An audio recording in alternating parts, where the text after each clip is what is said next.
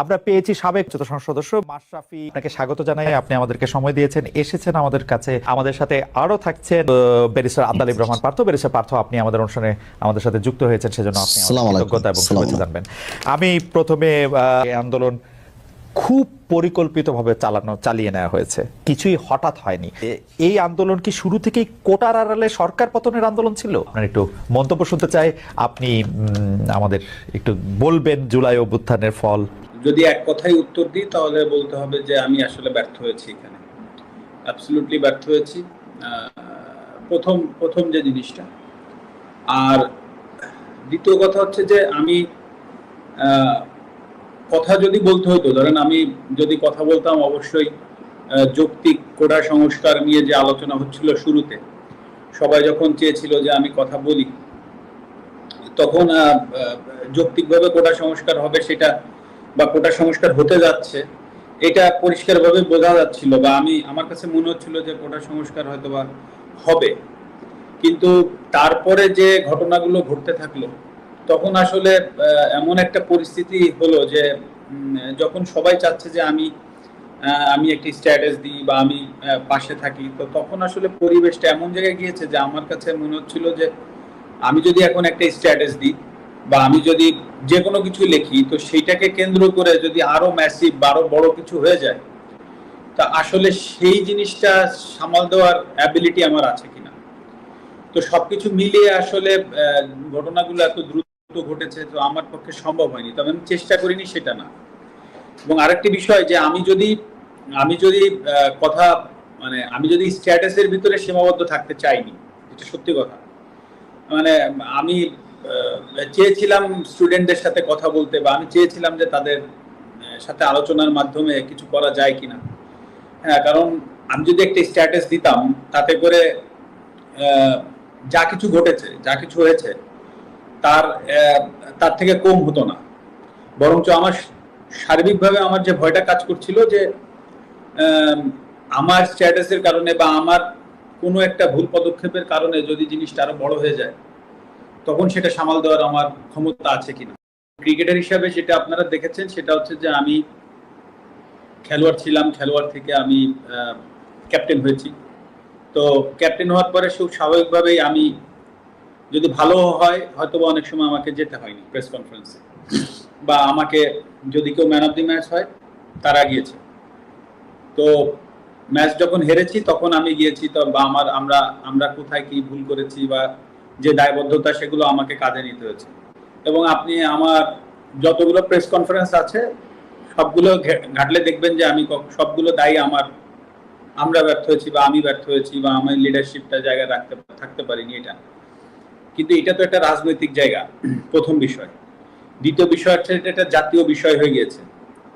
আবার এই আমি আমার দলের ক্যাপ্টেনও না, আমি আমার দলের অধিনায়কও না, আমি আমার দলের সহ অধিনায়ক।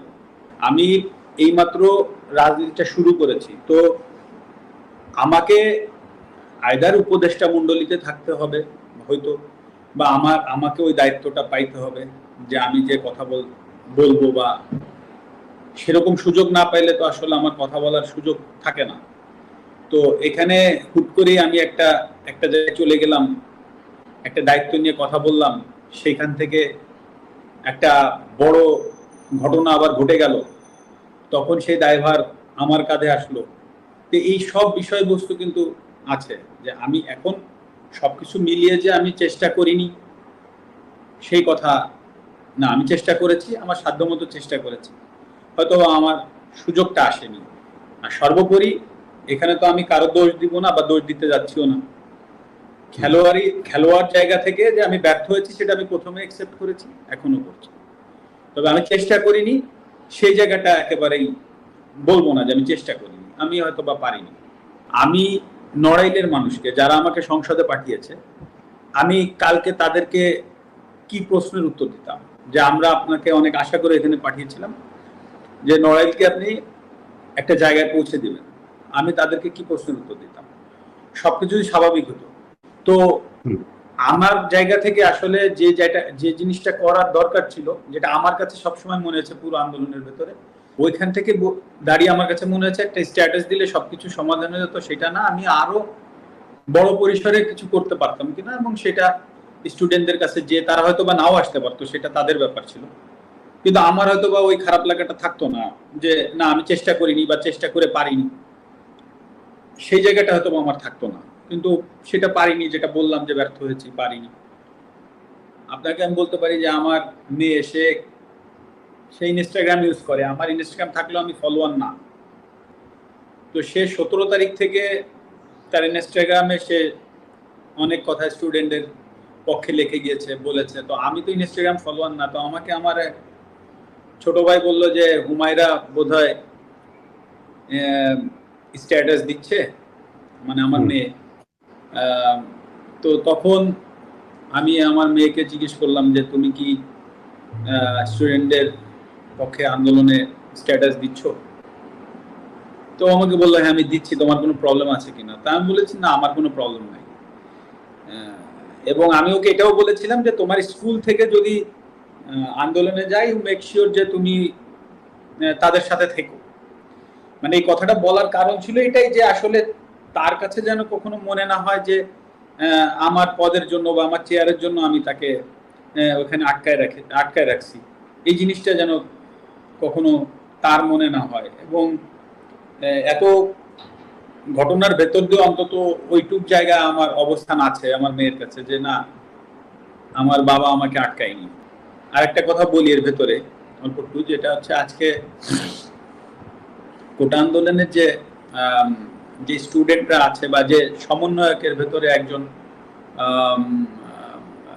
ক্রীড়া মন্ত্রণালয়ের উপদেষ্টা মহোদয় জনাব আসিফ সাহেব যিনি হয়েছেন, আপনি দেখবেন উনি কিন্তু খেলাধুলা নিয়ে এখন থেকে উনি কাজ করবেন, বাংলাদেশের সার্বিক খেলাধুলার বিষয়গুলো নিয়ে কাজ করবেন।